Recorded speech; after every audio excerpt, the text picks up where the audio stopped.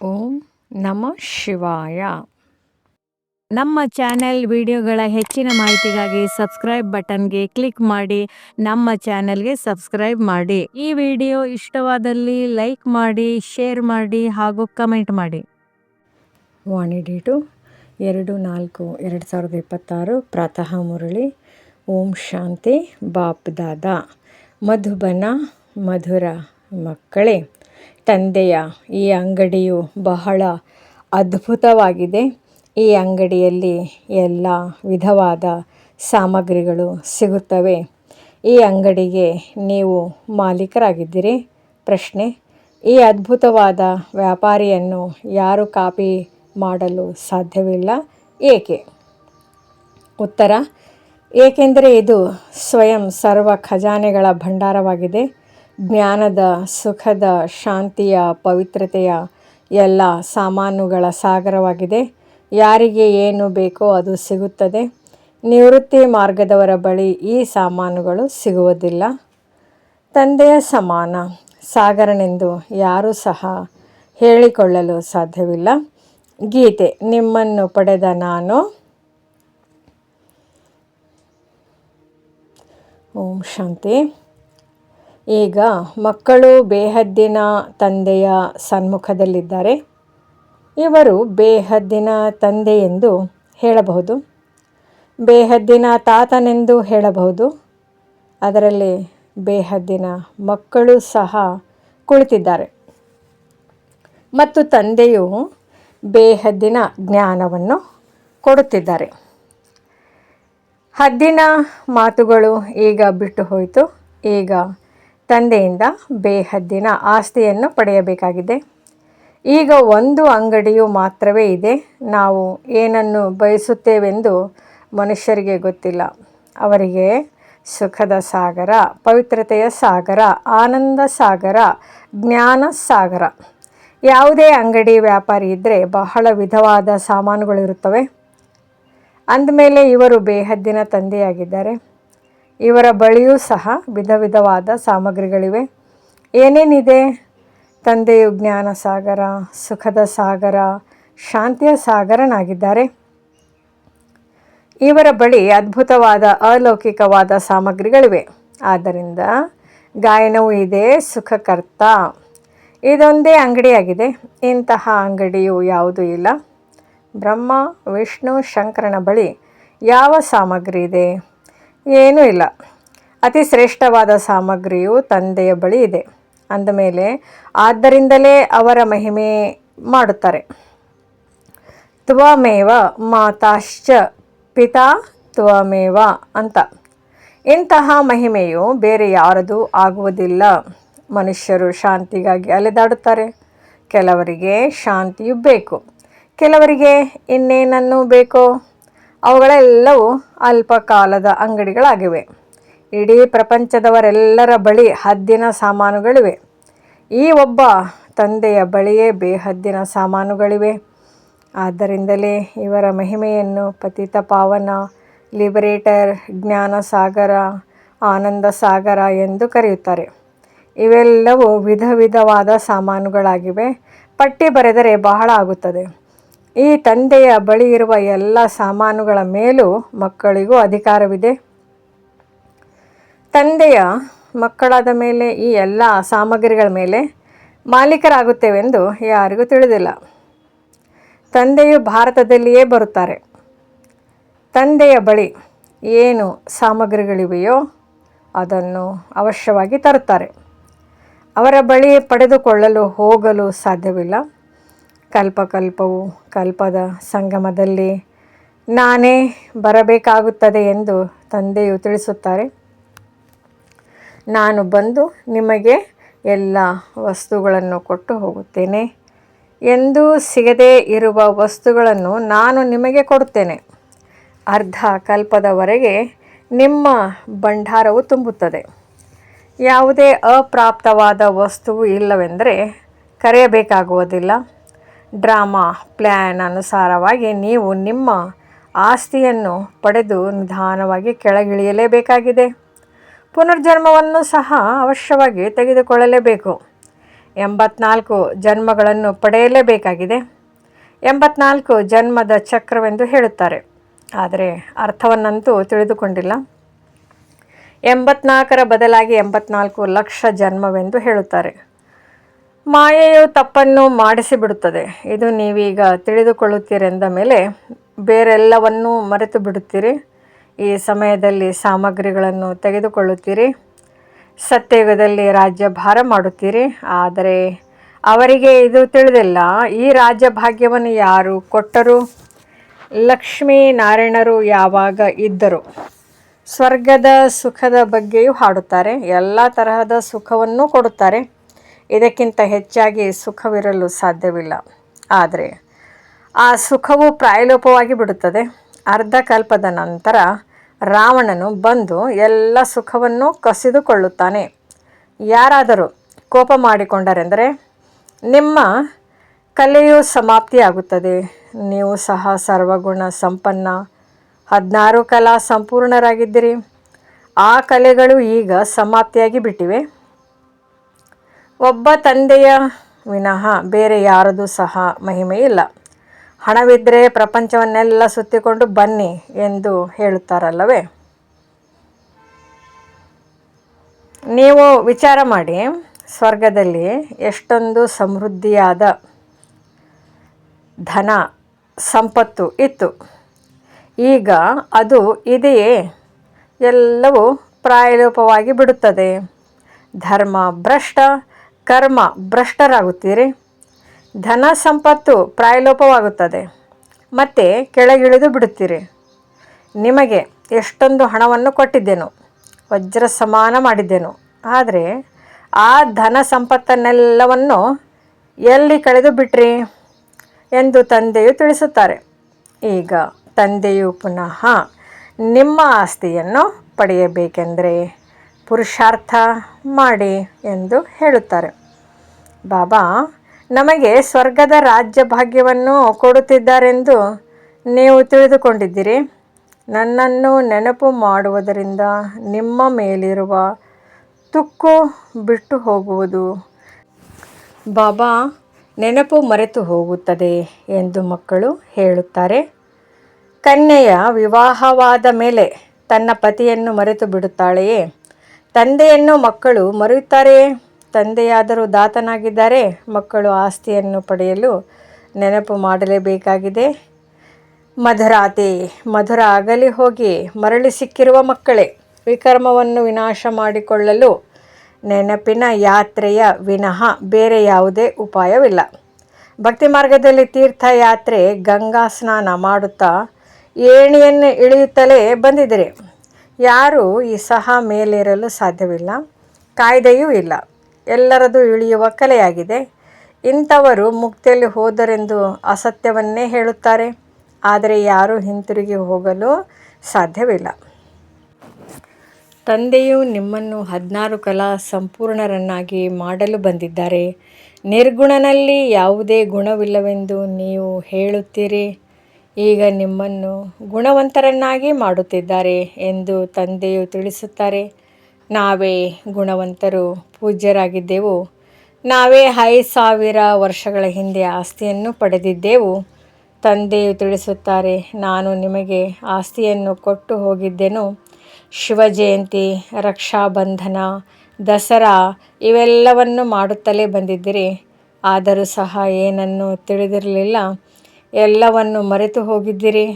ತಂದೆಯು ಬಂದು ನೆನಪು ತರಿಸುತ್ತಾರೆ. ನೀವೇ ಇದ್ದಿರಿ, ನಂತರ ನೀವೇ ರಾಜ್ಯ ಭಾಗ್ಯವನ್ನು ಕಳೆದುಕೊಂಡಿರಿ. ತಂದೆಯು ತಿಳಿಸುತ್ತಾರೆ, ಇಡೀ ಪ್ರಪಂಚವು ಹಳೆಯದು, ಜಡೀಭೂತವಾಗಿದೆ. ಪ್ರಪಂಚವಂತೂ ಇದೇ ರೀತಿಯಾಗಿದೆ. ಇದೇ ಹೊಸ ಭಾರತವಾಗಿತ್ತು, ಈಗ ಹಳೆಯದಾಗಿದೆ. ಸ್ವರ್ಗದಲ್ಲಿ ಸದಾ ಸುಖವಿರುತ್ತದೆ. ದ್ವಾಪರದ ನಂತರ ದುಃಖ ಪ್ರಾರಂಭವಾಗುತ್ತದೆ ಎಂದರೆ ವೇದ, ಶಾಸ್ತ್ರ ಇತ್ಯಾದಿಗಳೆಲ್ಲವನ್ನು ಮಾಡುತ್ತಾರೆ. ಯಾವಾಗ ಭಕ್ತಿಯನ್ನು ಮಾಡುತ್ತೀರೋ ಆಗ ಭಗವಂತನು ಬಂದರಲ್ಲವೇ? ಬ್ರಹ್ಮನ ದಿನ, ಬ್ರಹ್ಮನ ರಾತ್ರಿ ಎಂದು ತಿಳಿಸುತ್ತಾರೆ. ಅಂದಾಗ ಅರ್ಧವಾಯಿತಲ್ಲವೇ? ಜ್ಞಾನವು ದಿನವಾಗಿದೆ, ಭಕ್ತಿಯು ರಾತ್ರಿಯಾಗಿದೆ. ಅವರು ಕಲ್ಪದ ಆಯುಷ್ಯನ್ನು ಉಲ್ಟಾ ಸುಲ್ಟಾ ಮಾಡಿದ್ದಾರೆ.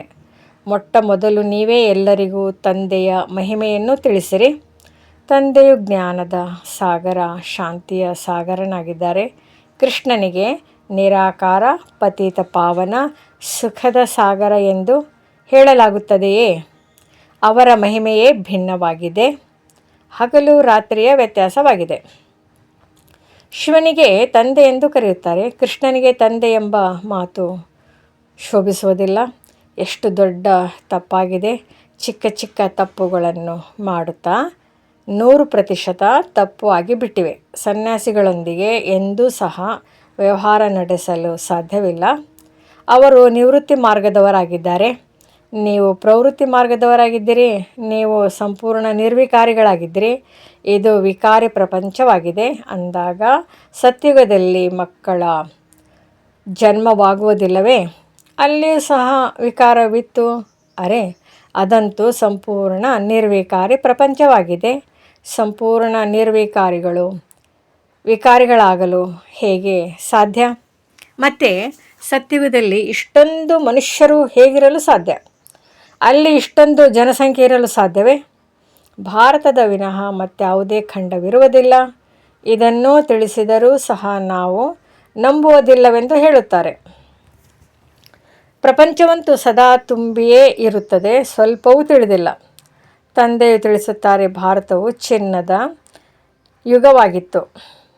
ಈಗ ಕಲ್ಲು ಬುದ್ಧಿ ಕಬ್ಬಿಣದ ಯುಗವಾಗಿದೆ. ಈಗ ನೀವು ಮಕ್ಕಳು ಡ್ರಾಮಾವನ್ನು ತಿಳಿದುಕೊಂಡಿದ್ದೀರಿ.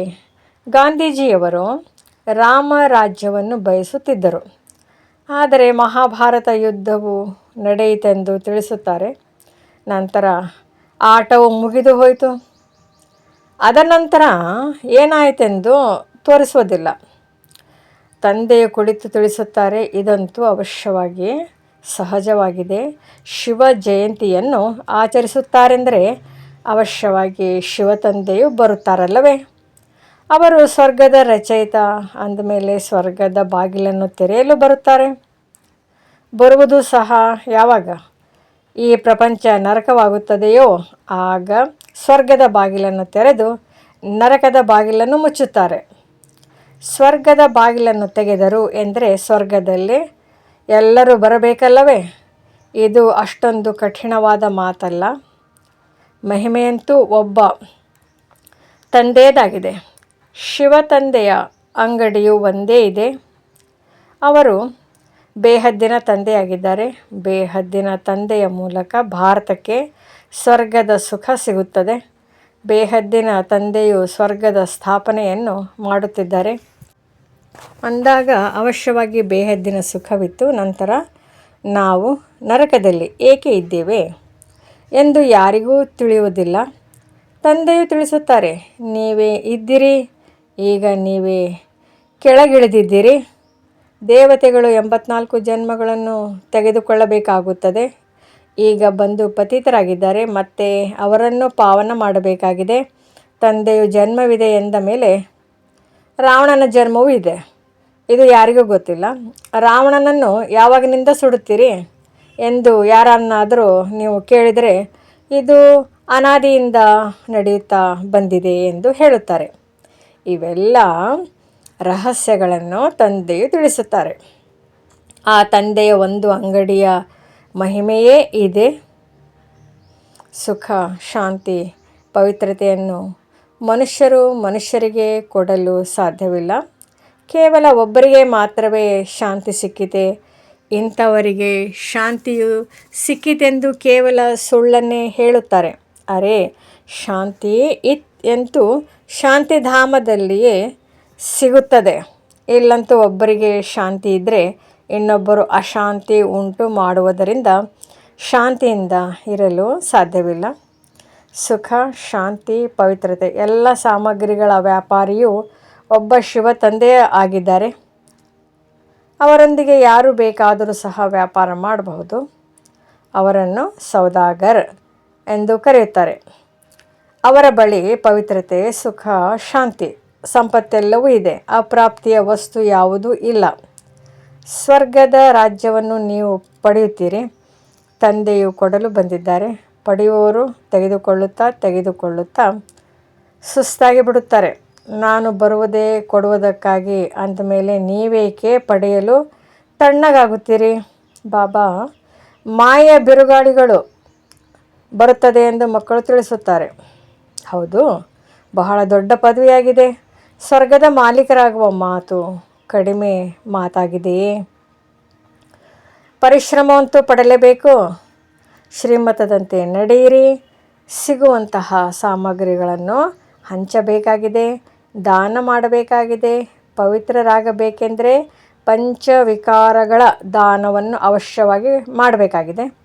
ಪರಿಶ್ರಮ ಪಡಬೇಕಾಗಿದೆ. ತಂದೆಯನ್ನು ನೆನಪು ಮಾಡಿದಾಗಲೇ ತುಕ್ಕು ಬಿಟ್ಟು ಹೋಗುವುದು ನೆನಪೇ ಮುಖ್ಯವಾಗಿದೆ. ವಿಕಾರದಲ್ಲಿ ಹೋಗುವುದಿಲ್ಲ. ಯಾರ ಮೇಲೂ ಕೋಪ ಮಾಡಿಕೊಳ್ಳುವುದಿಲ್ಲವೆಂದು ಭಲೆ ಪ್ರತಿಜ್ಞೆಯಂತೂ ಮಾಡಿ, ಆದರೆ ನೆನಪಿನಲ್ಲಂತೂ ಇರಲೇಬೇಕು. ಇಲ್ಲದಿದ್ದರೆ ಇಷ್ಟೊಂದು ಪಾಪವು ವಿನಾಶವಾಗಬೇಕು. ಬಾಕಿ ಜ್ಞಾನವಂತೂ ಬಹಳ ಸಹಜವಾಗಿದೆ. 84 ಜನ್ಮಗಳ ಚಕ್ರವನ್ನು ಹೇಗೆ ತಿರುಗಿಸುವುದು? ಇದನ್ನು ಯಾರಿಗೆ ಬೇಕಾದರೂ ತಿಳಿಸಬಹುದು. ಬಾಕಿ ನೆನಪಿನ ಯಾತ್ರೆಯಲ್ಲಿರುವುದೇ ಪರಿಶ್ರಮವಿದೆ. ಭಾರತದ ಪ್ರಾಚೀನ ಯೋಗವು ಪ್ರಸಿದ್ಧವಾಗಿದೆ. ಜ್ಞಾನವು ಏನು ಕೊಡುತ್ತದೆ? ಮನ್ಮನಾಭವ ಎಂದರೆ ನನ್ನನ್ನು ನೆನಪು ಮಾಡಿದರೆ ವಿಕರ್ಮ ವಿನಾಶವಾಗುತ್ತದೆ.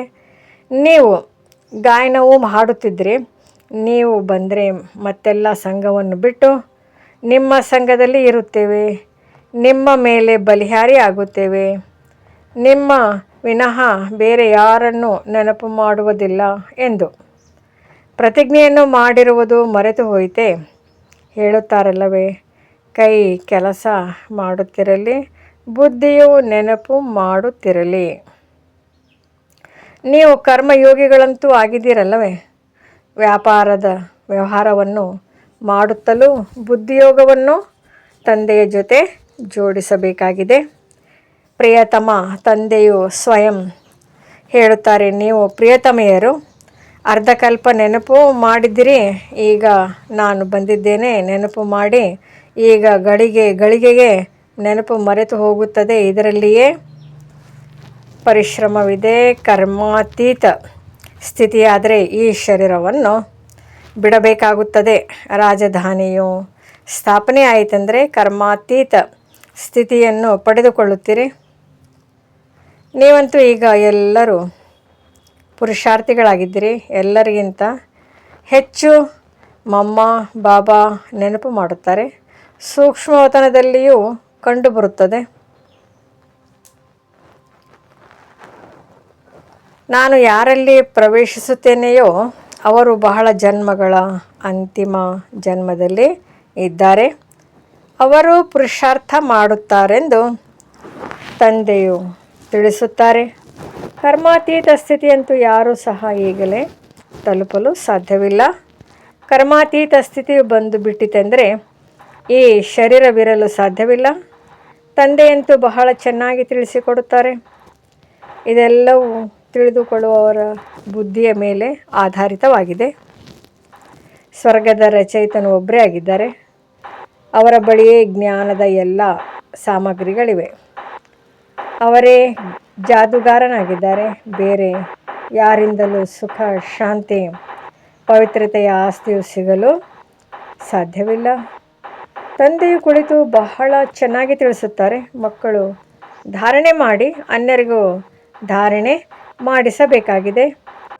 ಎಷ್ಟು ಧಾರಣೆ ಮಾಡುತ್ತೀರೋ ಅಷ್ಟು ಆಸ್ತಿಯು ಸಿಗುತ್ತದೆ. ದಿನ ಪ್ರತಿದಿನ ಬಹಳ ವಿಧವಾದ ಸಾಮಗ್ರಿಗಳು ಸಿಗುತ್ತವೆ. ಲಕ್ಷ್ಮೀ ನಾರಾಯಣರನ್ನು ನೋಡಿ ಎಷ್ಟು ಮಧುರವಾಗಿದ್ದಾರೆ. ಅವರಂತೆಯೇ ಮಧುರರಾಗಬೇಕಾಗಿದೆ. ಒಳ್ಳೆಯದು. ಮಧುರಾತಿ ಮಧುರ ಅಗಲಿ ಹೋಗಿ ಮರಳಿ ಸಿಕ್ಕಿರುವ ಮಕ್ಕಳ ಪ್ರತಿ ಮಾತ್ಪಿತಾ ಬಾಬ್ದಾದಾರವರ ನೆನಪು, ಪ್ರೀತಿ ಹಾಗೂ ಗುಡ್ ಮಾರ್ನಿಂಗ್.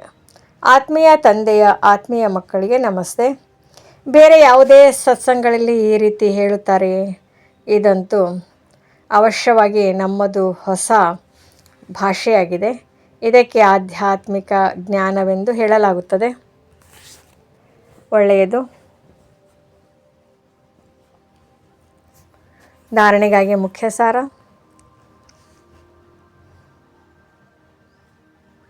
ತಂದೆಯ ಮೂಲಕ ಸುಖ, ಶಾಂತಿ, ಪವಿತ್ರತೆಯ ಯಾವ ಸಾಮಗ್ರಿಗಳು ಸಿಗುತ್ತವೆ ಅವುಗಳನ್ನು ಅನ್ಯರಿಗೂ ದಾನ ಮಾಡಬೇಕು. ಮೊದಲು ವಿಕಾರಗಳನ್ನು ದಾನ ಮಾಡಿ ಪವಿತ್ರರಾಗಬೇಕು. ನಂತರ ಅವಿನಾಶಿ ಜ್ಞಾನಧನದ ದಾನ ಮಾಡಬೇಕಾಗಿದೆ. ದೇವತೆಗಳಂತೆ ಮಧುರರಾಗಬೇಕಾಗಿದೆ. ಬಾಬ್ದಾದರವರ ಜೊತೆ ಯಾವ ಪ್ರತಿಜ್ಞೆ ಮಾಡಿದ್ದೀರೋ ಅದನ್ನು ಸದಾ ನೆನಪಿನಲ್ಲಿಟ್ಟುಕೊಂಡು ಮತ್ತು ತಂದೆಯ ನೆನಪಿನಲ್ಲಿದ್ದು ವಿಕರ್ಮ ವಿನಾಶ ಮಾಡಿಕೊಳ್ಳಬೇಕಾಗಿದೆ. ವರದಾನ: ನಿಮಿತ್ತನೆಂಬ ಸ್ಮೃತಿಯ ಮೂಲಕ ತಮ್ಮ ಪ್ರತಿಯೊಂದು ಸಂಕಲ್ಪದ ಮೇಲೆ ಗಮನವನ್ನಿಡುವ ನಿವಾರಣಾ ಸ್ವರೂಪ ಭವ. ಸರ್ವರ ದೃಷ್ಟಿಯು ನಿಮಿತ್ತವಾಗಿರುವ ಆತ್ಮರ ಮೇಲಿರುತ್ತದೆ. ಆದ್ದರಿಂದ ನಿಮಿತ್ತವಾಗಿ ಇರುವವರ ವಿಶೇಷವಾಗಿ ಪ್ರತಿಯೊಂದು ಸಂಕಲ್ಪದ ಮೇಲೆ ಗಮನವನ್ನಿಡಬೇಕಾಗುವುದು. ಒಂದು ವೇಳೆ ನಿಮಿತ್ತವಾಗಿರುವ ಮಕ್ಕಳು ಸಹ ಯಾವುದೇ ಕಾರಣಗಳನ್ನು ಹೇಳುತ್ತಾರೆಂದರೆ ಅವರನ್ನು ಫಾಲೋ ಮಾಡುವವರಿಗೂ ಸಹ ಅನೇಕ ಕಾರಣಗಳನ್ನು ತಿಳಿಸಿಬಿಡುತ್ತಾರೆ. ಒಂದು ವೇಳೆ ನಿಮಿತ್ತವಾಗಿ ಇರುವವರಲ್ಲಿ ಯಾವುದೇ ಕೊರತೆ ಇದ್ದರೆ ಅದನ್ನು ಬಚ್ಚಿಡಲು ಸಾಧ್ಯವಿಲ್ಲ.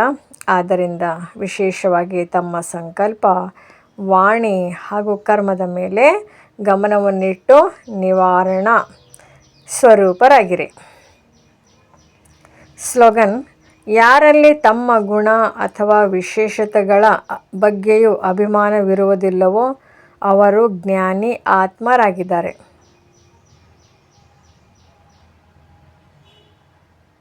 ಅವ್ಯಕ್ತ ಸೂಚನೆ: ಮಹಾನರಾಗಲು ಮಧುರತೆ ಮತ್ತು ನಮ್ರತೆಯ ಗುಣ ಧಾರಣೆ ಮಾಡಿ. ಮಧುರತೆಯ ಗುಣ ಜೀವನದಲ್ಲಿ ಯಾವಾಗ ತಮ್ಮ ಮತ್ತು ಬೇರೆಯವರ ಕಳೆದುದನ್ನು ನೋಡದೆ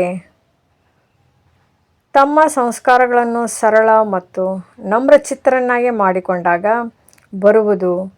ಸರಳಚಿತ್ತ ಆತ್ಮರೇ ಗುಣವೇ ಮಧುರತೆ. ಅವರ ನಯನಗಳಿಂದ ಮಧುರತೆ, ಮುಖದಿಂದ ಮಧುರತೆ ಮತ್ತು ಚಲನೆಯಿಂದ ಮಧುರತೆ ಪ್ರತ್ಯಕ್ಷ ರೂಪದಲ್ಲಿ ಕಾಣಿಸುತ್ತದೆ. ಮಧುರತೆ ಮತ್ತು ನಮ್ರತೆ ಈ ಎರಡು ವಿಶೇಷ ಧಾರಣೆಗಳಿಂದ ಸದಾ ವಿಶ್ವ ಕಲ್ಯಾಣಕಾರಿ ಮಹಾದಾನಿ ವರದಾನಿಗಳಾಗಿಯೇ ಬಿಡುತ್ತಾರೆ ಮತ್ತು ಸಹಜವೇ ಸ್ನೇಹದ ಪುರಾವೆ ಕೊಡಬಹುದು. ನಿಶ್ಚಯ ಬುದ್ಧಿ ನಿಶ್ಚಿತ. ಅವರು ಎಂದೂ ವ್ಯರ್ಥ ಚಿಂತನೆ ಮಾಡುವುದಿಲ್ಲ. ಸದಾ ಸ್ವಚಿಂತನದಲ್ಲಿರುವವರು ಸ್ವಸ್ಥಿತಿಯಿಂದ ಪರಿಸ್ಥಿತಿಯ ಮೇಲೆ ವಿಜೇತ ಪ್ರಾಪ್ತಿ ಮಾಡಿಕೊಳ್ಳುತ್ತಾರೆ. ಓಂ ಶಾಂತಿ. ಈ ಮುರಳಿ ತಮಗೆ ಇಷ್ಟವಾದಲ್ಲಿ ಹೆಚ್ಚಿನ ಮುರಳಿಗಳ ವಿಡಿಯೋಗೋಸ್ಕರ ನಮ್ಮ ಚಾನಲ್ಗೆ ಸಬ್ಸ್ಕ್ರೈಬ್ ಮಾಡಿ. ತಮಗೆ ನೋಟಿಫಿಕೇಷನ್ ಸಿಗ್ತಾ ಇರುವುದು.